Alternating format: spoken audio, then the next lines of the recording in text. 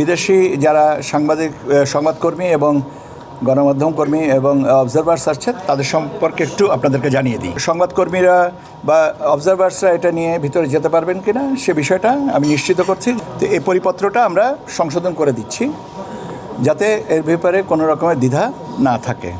সকাল থেকে একটা বিষয় নিয়ে আমরা প্রচণ্ড রকমের আলোচনার সম্মুখীন এবং আপনাদের মনে অনেক দ্বিধা দ্বন্দ্ব ছিল যে মোবাইল ফোনের ব্যবহারের বিষয়ে একটা নির্দেশনা দেওয়া হয়েছিল। এখানে বলা হয়েছিল যে 400 গজের ভিতরে এটার সীমিত রাখতে হবে বা এর বাইরে রাখতে হবে। এটা আমরা সংশোধন করছি।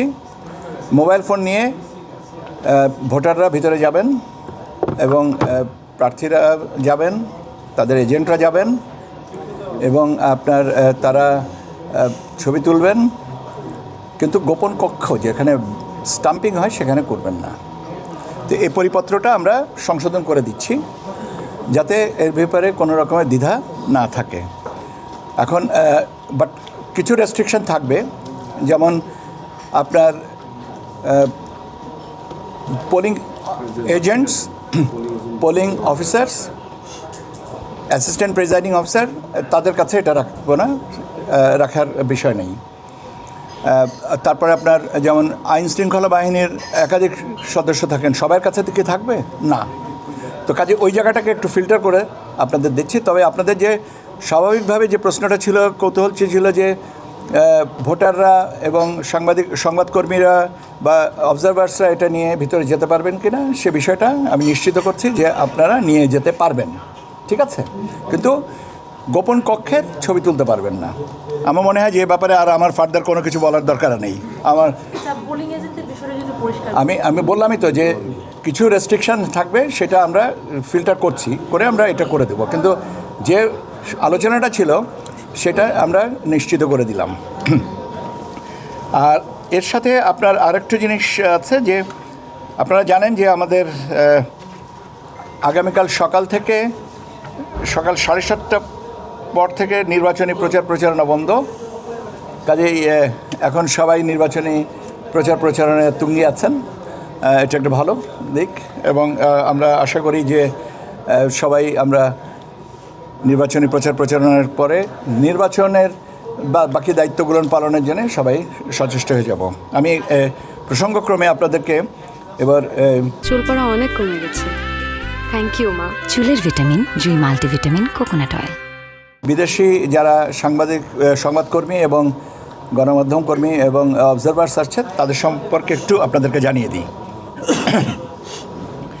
এই জাতীয় সংসদ নির্বাচন এবং গণভোট উপলক্ষে এখন পর্যন্ত আমাদের হিসাব মতে 540 জন বিদেশি পর্যবেক্ষক এবং সাংবাদিক এসছেন। এদের মধ্যে এই 540 জনের মধ্যে নির্বাচন কমিশন আমাদের যাদেরকে আমন্ত্রণ জানিয়েছিলাম, বিভিন্ন দেশের নির্বাচন কমিশন এবং আপনার যে ডেমোক্রেটিক প্রসেসের সাথে ইনস্টিটিউশনসের সাথে জড়িত, তাদের থেকে প্রায় 60 জন, বিভিন্ন আন্তর্জাতিক সংস্থা, নির্বাচন পর্যবেক্ষক সংস্থা থেকে আসছেন 330 জন এবং 45টি আন্তর্জাতিক গণমাধ্যম প্রতিষ্ঠান থেকে আসছেন প্রায় 150 সাংবাদিক। এর সাথে এদের মধ্যে যেমন তুরস্ক থেকে আমি যাদেরকে আমন্ত্রণ জানিয়েছেন, তুরস্ক, মালয়েশিয়া, নাইজেরিয়া, ফিলিপিন্স, জর্জিয়া, এই সমস্ত দেশ থেকে আসছেন। বিভিন্ন গণমাধ্যম থেকে যারা আসছেন তাদের থেকে পাকিস্তান থেকে আসছেন, আল জাজিরা থেকে আসছেন, জাপান থেকে আসবেন, BBC news, AP Associated Press, Reuters, ABC Australia, Deutsche Welle, এর সাথে পাশাপাশি স্পেন, ফ্রান্স, ইতালি, নেদারল্যান্ডস ইত্যাদি অনেক অর্গানাইজেশন থেকেও আপনার পর্যবেক্ষকরা আসছেন, সংবাদকর্মীরা আসছেন। প্রায় 330 জন আন্তর্জাতিক পর্যবেক্ষক বাংলাদেশে আছেন বা আসছেন। এদের ভিতরে সবচেয়ে বেশি হচ্ছে ইউরোপিয়ান ইউনিয়ন, তাদের এই পর্যায়ে 223 জন, এটা 250 পর্যন্ত সম্প্রসারিত হওয়ার সম্ভাবনা আছে। কমনওয়েলথ থেকে আসছেন 25 জনা, Asian network for free elections এনফ্রেলের থেকে 28 জনা, ইন্টারন্যাশনাল রিপাবলিকান ইনস্টিটিউট IRI থেকে আসছেন 12 জনা এবং অন্যান্য জায়গা থেকে আসছেন 30 জনা। আগামীকাল এরা মূলত আছেন আপনার হোটেল ইন্টারকন্টিনেন্টালে। তথ্য মন্ত্রণালয় এবং তথ্য সম্প্রচার মন্ত্রণালয় এবং ইলেকশন কমিশনের যৌথ উদ্যোগে আগামীকালকে আপনার ইন্টারকনে আপনার একটা মিডিয়া সেন্টার উদ্বোধন করা হবে।